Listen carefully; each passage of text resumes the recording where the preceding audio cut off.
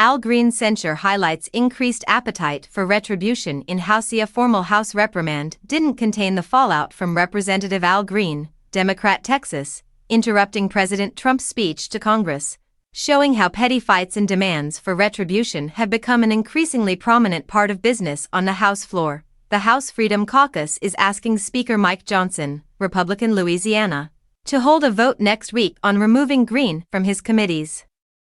And Representative Andy Ogles, Republican, Tennessee, could force a vote on another measure to remove Democrats from committees if they were part of the group that sang "We Shall Overcome" and got in a yelling match with Republicans on the House floor during Green's censure. House Minority Leader Hakeem Jeffries, Democrat, New York, in response called the Republicans malignant clowns and called Ogles a complete and total fraud, warning, "Don't make me expose you to folks who don't know you."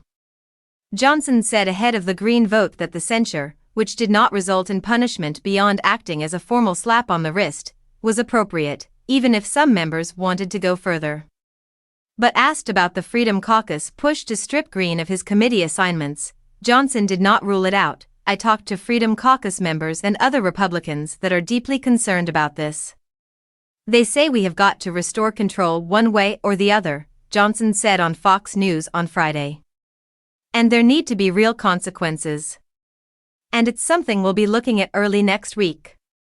Formal censures, reprimands, and removal from committee posts have become an increasingly common occurrence in the House recent years, as partisan tensions have soared.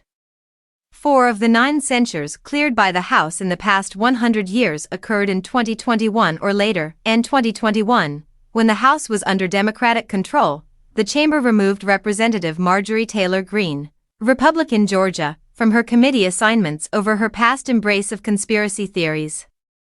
Later in the year, Representative Paul Gosar, Republican, Arizona, was censured and removed from committees after he posted an anime video that depicted violence against Representative Alexandria Ocasio-Cortez, Democrat, New York.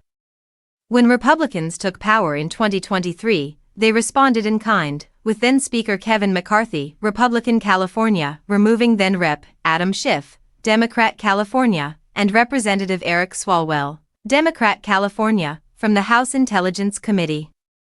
The House also removed Representative Ilhan Omar, Democrat, Minnesota, from the House Foreign Affairs Committee. Later in the year, Republicans voted to censure Schiff for misleading the American public, Representative Rashida Tlaib, Democrat, Michigan, over comments related to the October 7 Hamas attacks, and then Rep. Jamal Bowman, Democrat, New York, for falsely pulling a fire alarm.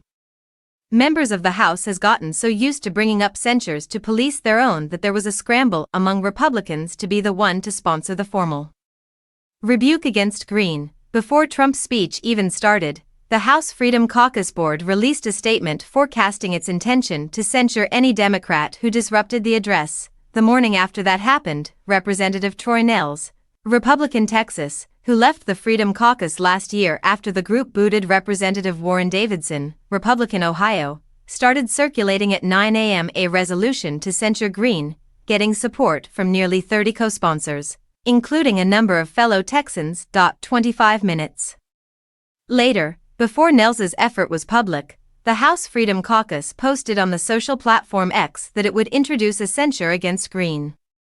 But it was Representative Dan Newhouse, Republican, Washington, who ultimately got the censure resolution that was backed by leadership, with Johnson saying it was the first one out of the gate.